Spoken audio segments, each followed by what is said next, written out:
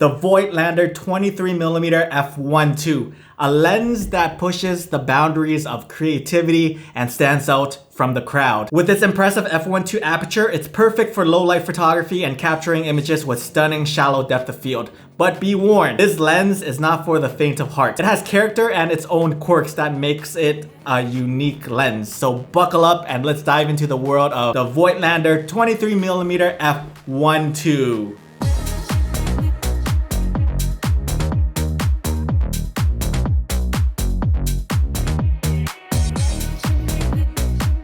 Hey guys, welcome back to the channel. In today's video, we're gonna talk about this bad boy right here, the Voigtlander 23mm f1.2 for the Fujifilm X mount. So over the past few months, I've been taking this around with me. I took this lens around for my travels around the UK. I enjoyed this lens a lot, surprisingly. Let's start off with why I enjoy this lens so much, and that is the build quality of this lens. This Voigtlander lens right here, this Nokton 23mm f1.2, it sort of reminds me of a 35mm f2 from Fujifilm in terms of weight. There is a little bit more heft to it because it's a metal construction build, and because of how lightweight this lens is, this is one of the more important features for me while I'm traveling. I honestly do not feel the weight of this lens while I was using this with my Fujifilm X-10. They make a great combo for your travel, for your street, or for your documentation camera. Like I was saying, I was walking around the city of London with this combo, and it was night and day carrying this combo versus the Fujifilm X-H2 with the 18 to 120mm f4 power zoom. I switch back and forth a lot. If I was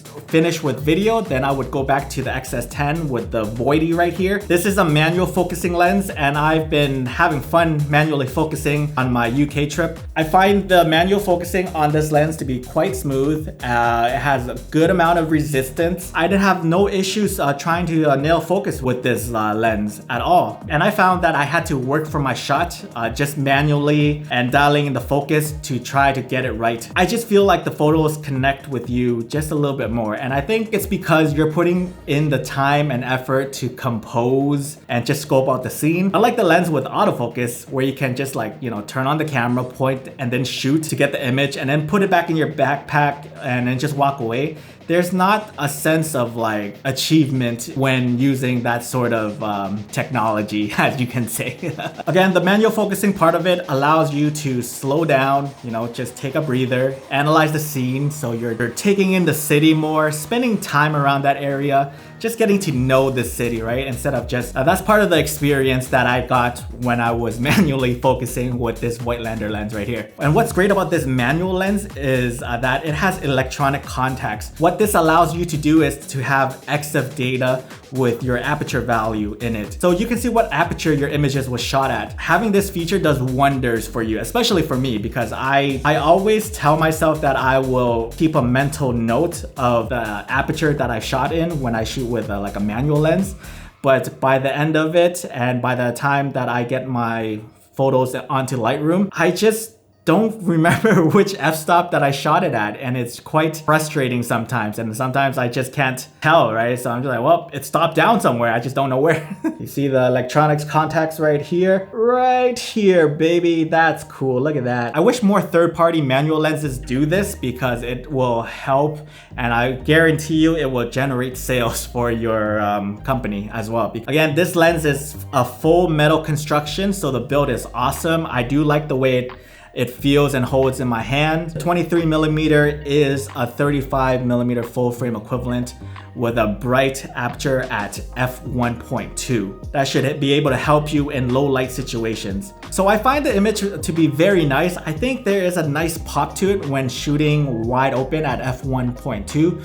But saying that, I did find shooting at f1.2 with portraits, the face tends to be on the soft side. So if you're looking for something sharp, like ultimate sharpness at f1.2, you're not going to find it with this lens right here. At f1.2, it does have some decent bokeh though. I do like how the bokeh looks because it has that pop to it. This lens has character, right? If you're someone who doesn't put much weight into sharpness and that clinical sterile look, and you're all about the character, you may enjoy this lens. It has an interesting look. The bokeh is smooth, and I find when taking portraits wide open, it's it sort of has like a full frame look to it. It has like a nice rendering, like a 3D pop. For this lens, I like to shoot my portraits around f2.8. I find that's the sweet spot for me when it comes to having the subject's face sharp and in focus while having some decent separations from the background. You're going to get some decent sharpness around 5.6 to f8. That's where I was at when I was out shooting the streets of London and as well photographing Scotland. I was visiting the mountains, the lakes, the highlands, and I didn't have an issue. It sharpens up to a decent amount, not clinically sharp, but it's good enough for me. And I find that f1.2 works very well in a pinch when in low light scenarios. I was wandering around London at night and I appreciate the f1.2 so much. I filmed some video samples at f1.2 and I do like the way it looks. So in a pinch, I can probably use some of these footages. Let's talk about the one problem that this lens faces, and that is field curvature. And this is something that I've learned right after I purchased the lens and shared my behind the scenes photo shoot with Lisa. If you guys want to check out that video to see more photos from that shoot and see what this lens is capable of, you can watch it here somewhere. In that first Voigtlander video,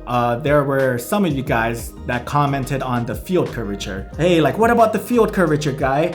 Tongue, what about the field curvature? Prior to receiving the lens, there were already bad reviews for this lens because of this field curvature. Apparently field curvature is no good, guys. I'm learning this as much as you are. I'm learning this as we go right now. What field curvature is an optical aberration that occurs when the plane of focus of the lens is not parallel to the image sensor or the film plane.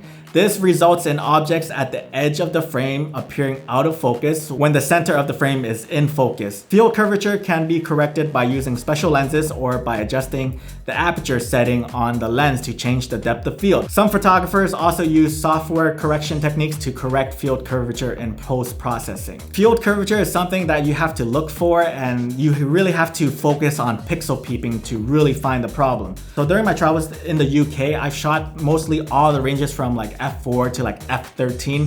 And to me, it was still hard to notice. And again, this is something you have to like really look for. For me, when I was shooting and reviewing my images from the back of the LCD screen, I couldn't see anything. And to be honest with you guys, I was really happy with the shots that I took. It looked sharp from the back LCD screen. And I was also told that when shooting portraits wide open, that pop can be attributed to the field curvature. But for me, it's really hard to tell. I've seen it maybe a couple times. Eddie did point out some spots where he saw my image break down. And honestly, I think I'm fine with it. So I'll say this, if you're a pixel peeper, if you print your images, stay away from this lens, okay? This lens is not for you. I'll let you be the judge of that from the sample images that I've shared with you guys in this video. Now, another thing that I think might happen is Voigtlander heard all the commotion and they probably fixed it. Maybe I got a better copy. Maybe they addressed the issue by fixing the lens, or maybe I'm just an idiot and I don't know what I'm looking for. All could be true. Despite this huge lens flaw, I still had a good time with this lens. Now, do I think paying almost $700 for this lens worth it? Absolutely not. I think if this lens was like a few $100 less, I think it would have been a bit more forgiving for the folks to pick up. But again, I still enjoy this lens for what this lens is. I do like the small form factor. I appreciate electronic context that allows me to know what aperture value my images were shot at. I do like the f1.2 in low light scenarios, and I enjoyed using this lens as my walk around lens to document my travels. It's so light paired with my XS10. I appreciate this lens and its light form factor. The field curvature does not bother me as much as I thought. Again, this is all personal taste because everyone's different when it comes to this kind of stuff. I just want to know if this lens can take a decent image. Throughout the UK trip, I've been totally surprised by this lens. Maybe this field curvature isn't as bad as the internet is making it out to be. I don't know. Again, I'm not a technical geeky person, so field curvature is part of the lens characteristics. It can give you a unique rendering that some of you guys may enjoy. So if you enjoy the look of this lens, by all means, don't listen to the bad reviews. There are so many things that I would have not enjoyed if I just listened to the bad reviews out there. You have no idea how many times I heard bad reviews of a movie or a TV show. And once I got in there and consumed it for myself, I was left delighted. I'm not saying that this happens all the time. Sometimes I do agree with the negative criticism. I'm just saying find out for sure. Again, if you're someone that shares their photos on social medias or their website, the majority of people are consuming it through their phones anyways, and the way social media is moving, they will probably forget about the image the next day. So I try not to put too much stock into it. I'd rather go out and explore a new city and enjoy the lens and the photos that I took with it. While this lens have its quirks and may not be suitable for everyone, it is important to remember that this lens has its own unique character and strengths. The field curvature issue may present a challenge for some photographers, but with a little bit of experimentation and understanding of how to use the lens, it is possible to create beautiful and unique images. So don't be discouraged by this lens field curvature, as with a bit of patience and practice, you can create stunning photographs with it. But yeah, let me know your thoughts on this lens. Is the Nokton Voigtlander 23mm f1.2 a good lens to get despite its poor reviews? I think the reason why you don't see this lens on the internet as much is because of the amount of poor reviews out there. Like usually with any X mount lenses, you're gonna see a lot of hype, but then this lens was announced I think like a year or two ago. From there, I didn't see much reviews on it. Again, I saw one, but that's with the Nikon mount, and then I saw another review that was in Chinese, so I didn't understand what the guy's saying. As much as I look like the dude, I don't understand the language. If you guys own this lens, let me know your thoughts so people who are interested in this lens can read your experience as well. And if you're interested, I'm going to leave the links to this lens down below. And if you find this video helpful or valuable in any way, can you guys do me a favor and subscribe to my channel, please? I do Fujifilm and photography related content on this channel, and I got more coming your way. And as always, my name is Tongue, and I'll see you in the next video. I love you. Korean heart.